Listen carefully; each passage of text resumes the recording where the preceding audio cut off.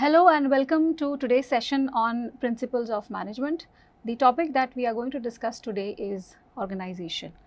Under organization, we are going to discuss some interesting topic and facts on departmentation. Departmentation is a sub-unit of organization. Now, as we all know that organization is the second most important function of management after planning.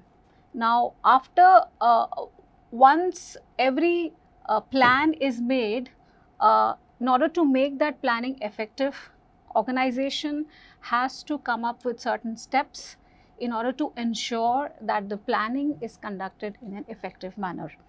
And especially this becomes very complicated and a cumbersome task for organizations which are large in size, which manufacture large number of products, or multinational companies, we can say for that as well.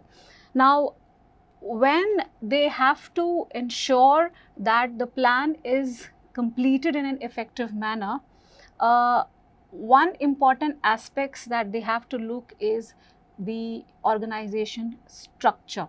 And in order to ensure a better organization structure, departmentation, or so to say departmentalization, plays a very important role. Now, let us understand or see what departmentation or departmentalization is. It is basically a process of dividing organizations into various departments, divisions, sections, or we can say that the delegation of work or distribution of work is what is called as departmentation. Now, there are a number of steps involved in departmentation, and that is how the work becomes easier and it becomes simpler, and the work can be carried out in a very smooth manner. The first step in designing an organization structure basically is, as we all know, is a whole work is divided into a number of steps so that no activity is left out.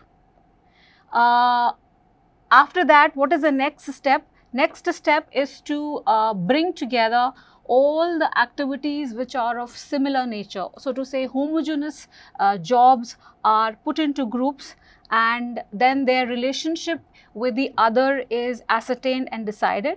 And this basically is also a part of departmentation, and these kind of decisions majorly are taken by the top executives, who decide and who know very well what are the similar nature jobs and how they have to be put together, so that this process of departmentation can be carried out smoothly and effectively. Now, when we talk about departmentation, as I told you earlier, this becomes very important for organizations which are large in size. Therefore, every enterprise may not be similar in their functions. Therefore, they choose their kind of departmentation and they choose their kind of methods based on their objectives and based on their size as well as process. Now, let us look at the different types of departmentation that normally these company adopt so as to make the work process more easier. The first one is departmentation by function. Now, this is the most important departmentation, as you can see on your screen. Departmentation by function, where the activities are grouped according to the functions, like it can be marketing, it can be sales, it can be finance, it can be purchases as well.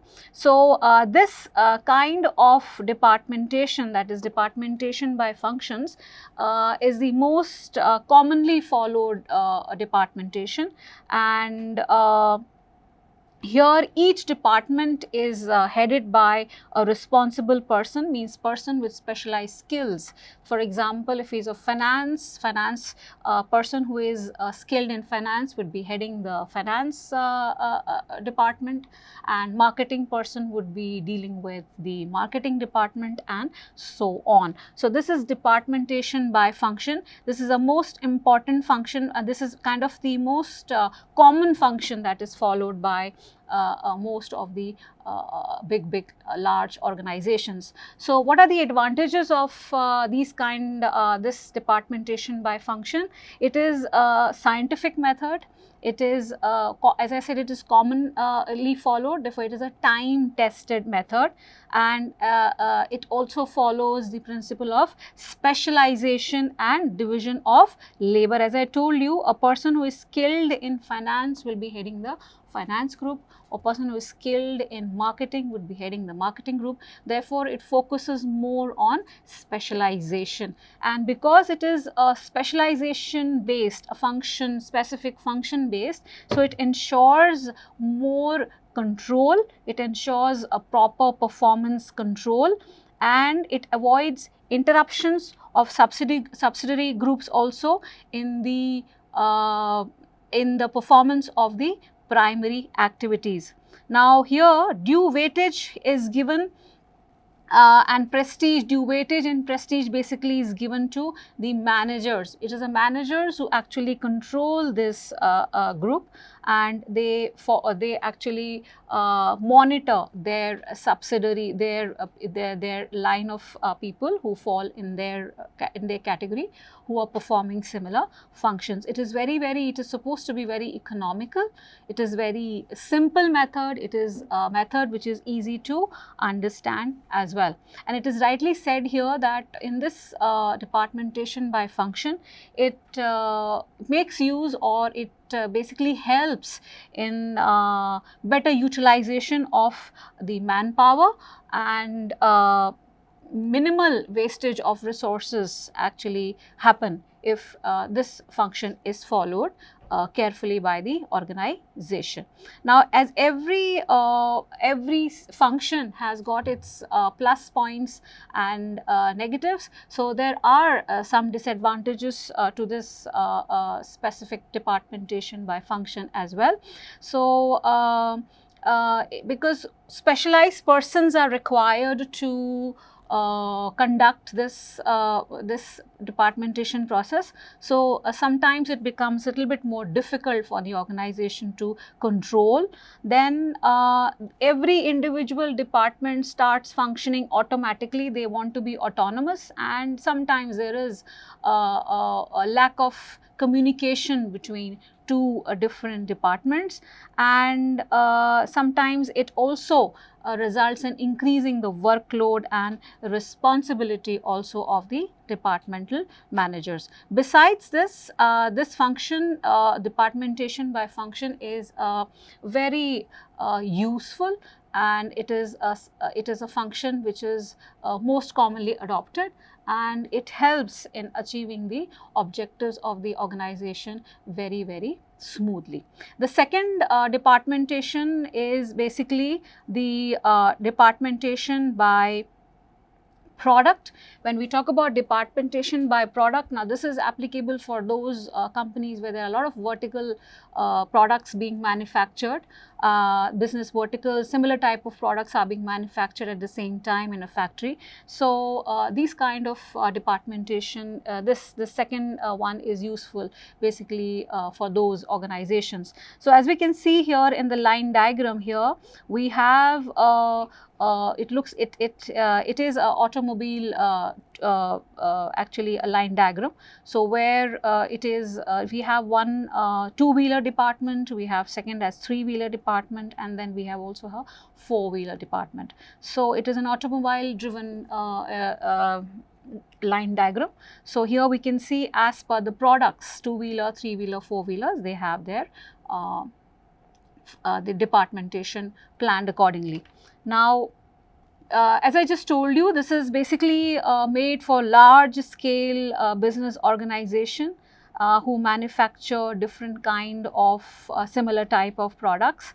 So here what happens is that in this particular departmentation, the grouping of activities, it is planned in advance, within each product section, and then the coordination is performed as usual by the top management. What advantages does it have? It helps in the maximum utilization of the personal efficiency of the workers.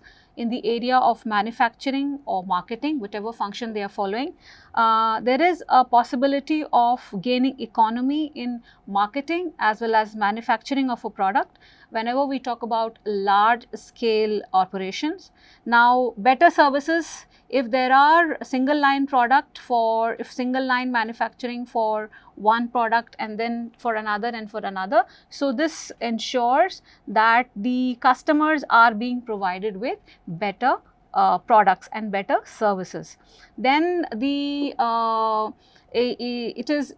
management is able to fix responsibility on the departmental heads. So, whosoever is monitoring one particular product will be held responsible for the manufacture, sales, marketing of that particular product, and therefore responsibility can be fixed. Then proper devotion can be maintained on the manufacture of the products, and all the functions which are relating to one particular product can be looked into carefully, and it becomes very easy to monitor also. And if a company wants to introduce a new line of product, it can also be done without any difficulty or delay. But still it may have some disadvantages. That is, there may be a possibility of duplication. One products may be the work of one product may be mixed up with the other. There may be a possibility of duplication of work, and it requires a large amount of personnel who have to carry this work process in the industry. Then it requires, if it require large number of personnel, that means it requires the large cost as well. So, cost factor also increases here. Large selling forces is required, marketing force is required. So, lot of capital investment and expenditure is involved on the part of organization. Then there may be, if the large workforce is involved, then there may be a problem of controlling the large workforce by the executives. Then sometimes there may be a possibility or a problem of machine not being utilized fully. So, since heavy investment is done on the machinery, so sometimes the machinery or equipment may not be used fully. So, that could also be a drawback for this kind of departmentation. Let us move on to the third type of departmentation, that is departmentation by area or region. So, since the sales is carried out across a particular country or a globe, therefore, this type of classification also becomes very, very necessary, so as to ensure that sales in that area is monitored by one particular head of that particular region. So, when we talk about region, we can divide a region into the directions, like here as you can see on your screen. It can be a sales manager of north, south, west and east. So, once the categories of regions are decided, then it can be further subdivided, so that the work can be distributed and work can be carried out in a smooth manner. So, this departmentation by region, as I told you, is suitable for those business which is very, very widely dispersed across the country or the globe, and therefore, it becomes necessary to group the activities area wise, and it can be managed by a head, and then there may be people who are underneath him, who can to whom the work can be delegated and the work can be distributed, so that the entire process of the selling can be carried out smoothly, and it can also be monitored effectively. What is the advantage of this kind of departmentation? The most important is it makes possible effective span of control. Controlling becomes very, very easier here. It reduces the cost of operation because it is being divided into regions and it is being monitored individually in different regions. And here the region wise sale can be increased with the help of the preferences of customers in those particular region. A manager can focus on the preferences of customers across the region where he is actually posted. right? Then it depends on the regional managers who can basically win the local market and help in increase in the sales of the company as well. Accounts are also prepared area wise, so the profit of the regions can be monitored accordingly, and it gives ample opportunities for managers to improve their skills in various fields. As I told you, this type of departmentation is suitable again for large scale business unit. So if it is divided into region, again controlling also becomes equally easier. Some of the disadvantages here is it involves large number of personnel, and there may be a possibility of duplication of the work, and region wise controlling is easy, but head office may find it sometimes they may find it a little difficult to control these different regions because of their placements and because of their varied areas of functioning. The coordination and control may become sometimes little bit difficult. Otherwise, it doesn't have major drawback. It may result in increase in the cost expenditure of the firm also. Next is departmentation by customers. Now, this specific very commonly departmentation we can see in, especially functioning in banks, where we have different counters for automobile loan, house loan, student loan, and so on and so forth. So, this is departmentation by customers.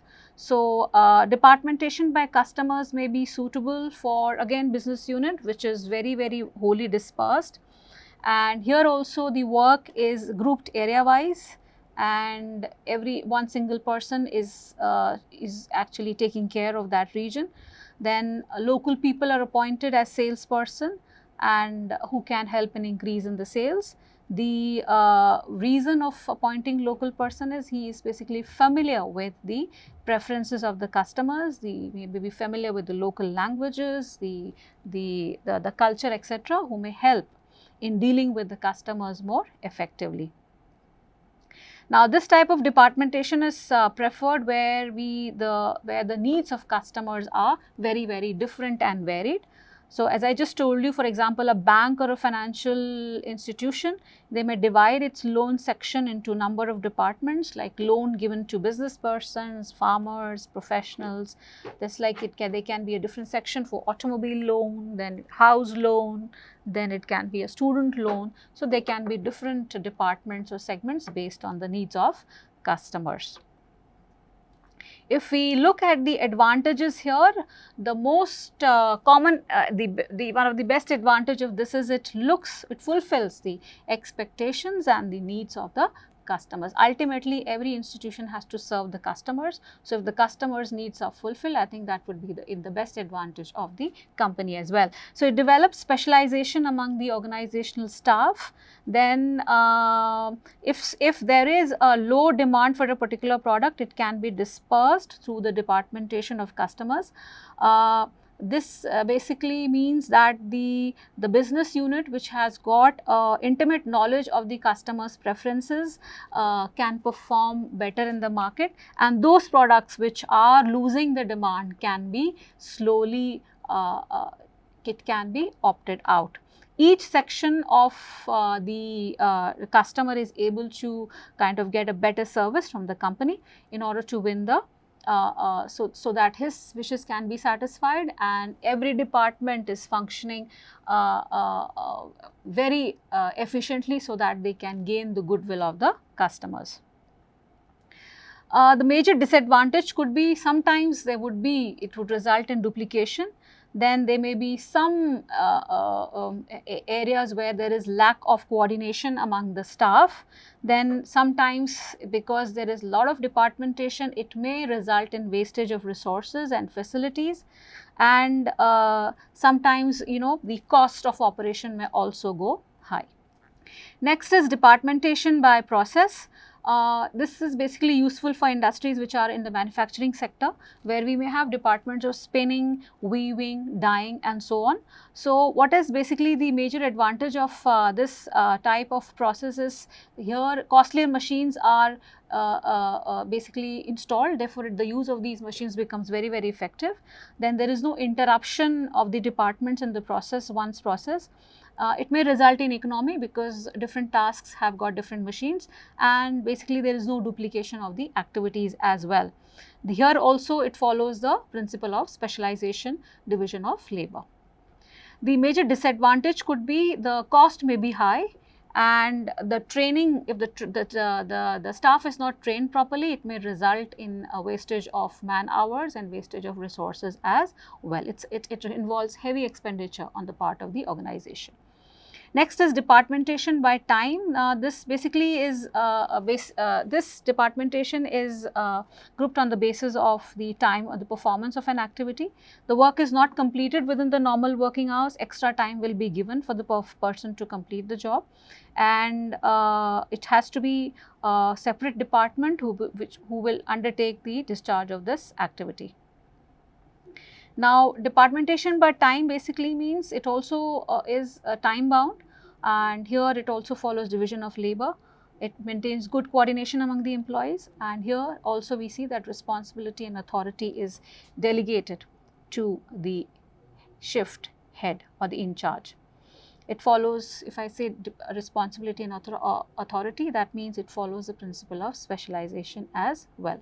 So, there is no burden on the managers as well as employees. The major disadvantage could be the shift, moving from one shift to another could be a little bit painful, and there may be problems at times. It is costly method, and sometimes there is there may be a problem of maintaining coordination between the workforce, and coordination between from one shift to the other shift also. Okay, and this type of departmentation may not be suitable for small and medium sized organization. Next is departmentation by numbers. Here basically these duties are performed by small groups. Each group here is controlled by supervisor or the executive. For example, we have in the army and soldiers, where people are grouped into squads, battalions, etc. So, in this type of organization, the principle of span of control or span of supervision is used to effectively monitor and coordinate. It is very useful when it is number of people that is critical to finish the work, because you have more focuses on the man force, manpower, rather than on the machines. It is basically the human force which is involved in completion of the task. So, this type of departmentation by numbers becomes very useful. So, here the disadvantage could be if the people are not specialized, they are not skilled. Sometimes low efficiency people can be grouped into squads and battalions, companies, brigades, etc. So, here it becomes little bit difficult to manage people with less efficiency and less skill.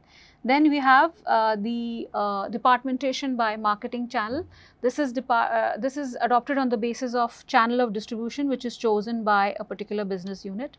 Normally, this type of departmentation is chosen on the basis of the nature of goods and marketability of the product.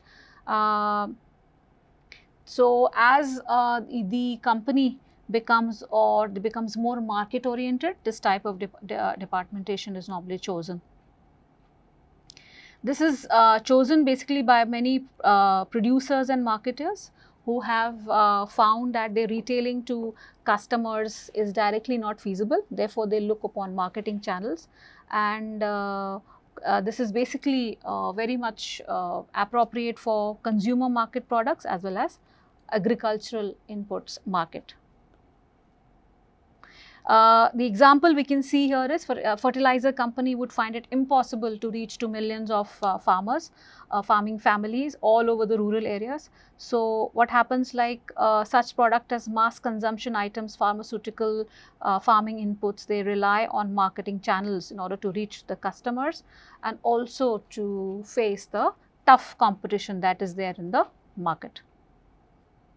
So what do they do? So the fertilizer company will try to sell through their to normally direct to the family members through the following channels. They may try to sell it through wholesalers, dealers, retailers, cooperative society, direct depot, etc. So they may look for marketing channels where they can sell their particular product. So this type of departmentation is also becoming very popular. So even the product lines are being increasingly influenced by these marketing channels, and who want who are basically focusing on product specialization, their packing, their warehousing and logistics needs, etc. So they are also depending on more and more of marketing channels so that the product can have a very wider consumer base. A quick look at the advantages and disadvantages. This is basically useful for market oriented products and also the agriculture based products, and here a person needs to have a right understanding of the right business channels in order to control the costs, and of course it creates a lot of competition in the market. So these were the different types of the departmentation, different methods of departmentation that were discussed today. I hope you have liked the slide and the presentation of today's topic. Thank you, and we would be discussing further more interesting topics on principle of management in our further videos. Thank you.